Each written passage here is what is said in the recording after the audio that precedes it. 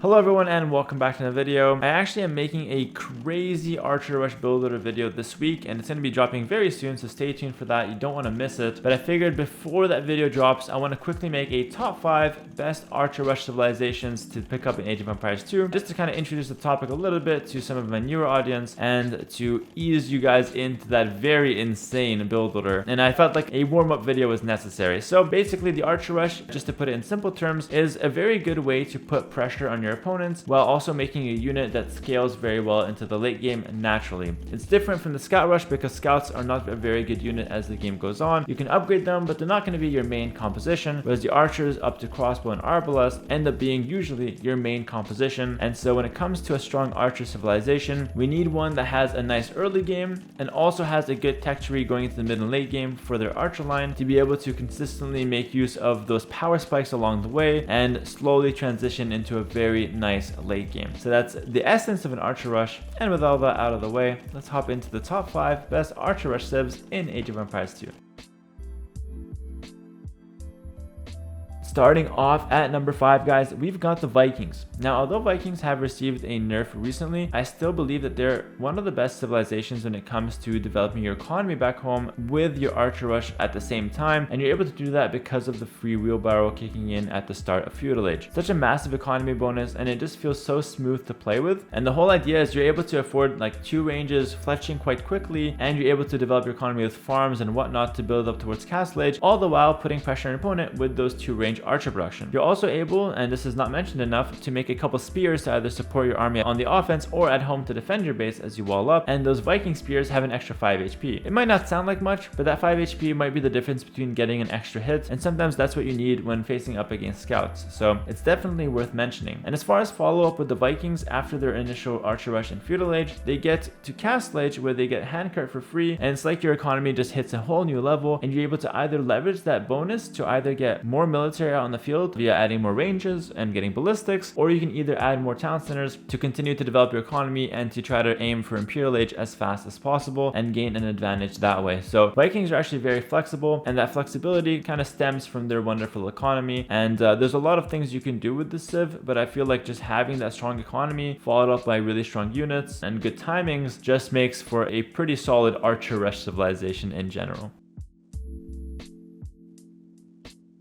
Moving on to number 4, though, there are better civs than the Vikings, and in my opinion, Saracens are one of them. Might be a little bit of a shock because Saracens are not necessarily known for their archers in general. You might think of them more as a camel civilization or something along the lines of that, but their archer play is actually quite solid, and it's very unorthodox as well. The bonuses Saracens wants to make use of is their cheaper market that also gives you amazing rates, and also your ability to break through walls a little bit quicker with those archers. And I say a little bit, but it's really a lot quicker with those archers thanks to their underrated team bonus. Now, those 2 things in combination can make a very deadly duo. The idea is you get some nice early game aggression with either 1 or 2 ranges with some fletching and some nice attacks early on in Feudal Age, and then as soon as you find the window, you go ahead and make a market. You could even sell your stone, sell other resources you have like some wood, and just buy up some food to get to Castle Age as fast as possible. Once you're in Castle Age, you can get crossbow bodkin before your opponent because you have that nice market bonus, and then you're able to destroy your opponent's walls rather quickly with crossbows and surprise them with a very strong power spike before they're able and before they're ready to react to it. So it's a very unorthodox way to play archers, and it relies a lot on timings, but if that's your thing, then the Saracens are incredibly powerful. And in my opinion, having access to Thumb Ring, having Arbalest fully upgraded just makes a very good transition into the late game after an amazing initial early spikes. So a very nice versatile civilization there for you, and something that can transition into amazing late game.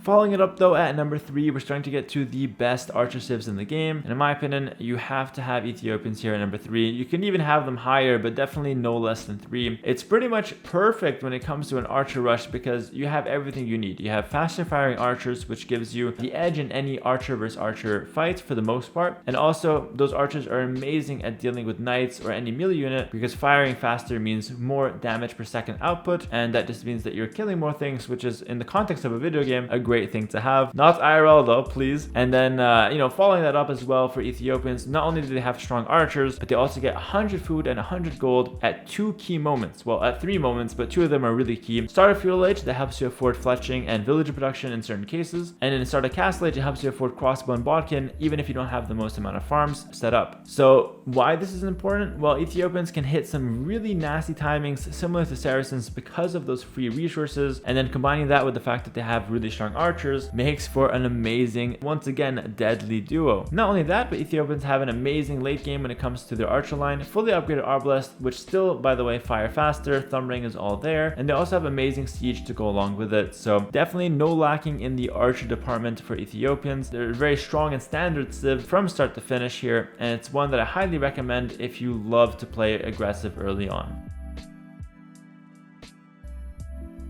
At number 2, we've got the Mayans, a very classic civilization here. It's come out since the Conquerors, so a lot of you guys are probably very familiar with them. But the idea with the Mayans is that they're, once again, pretty much everything you want with an archer civilization. You have an amazing economy back home, and you also have cheaper archers. So combining those two things, you're able to get great economy setup and large amounts of archers out on the field that your opponent has to deal with. And then as far as scaling into late game, you have all the options available, fully upgraded Arbalest. You also have the option to go into plumed archers one day. So as far as scaling into late game with archers, Mayans do it as one of the best civilizations. And I will say the one thing about Mayans that I really love is the fact that you have that Eagle Warrior in Dark Age to help you set up every game consistently. I value the Eagle Warrior quite heavily in Dark Age, and I think it's a very good tool. Not only that, but your ability to mix in a couple Eagle Warriors easily in Feudal Age to help you deal with skirmishers, in my opinion, makes Mayans a much better archer rush civ, because you don't have to invest into a stable like regular civilizations to make some scouts counter those skirms, and you don't have to make skirms yourself. You can just make a few eagles from the barracks. You know, you have the barracks already there, and so it doesn't cost you too much, and you're able to have an answer to skirms right away. And in my opinion, that is enough to push them over Ethiopians, although I find these two civilizations quite similar in power. So in my opinion, Mayans number 2 best archer rush civ, and has a lot of flexible options leading up into the mid and late game that you can go into, and the early game is very solid and also quite a few options there as well.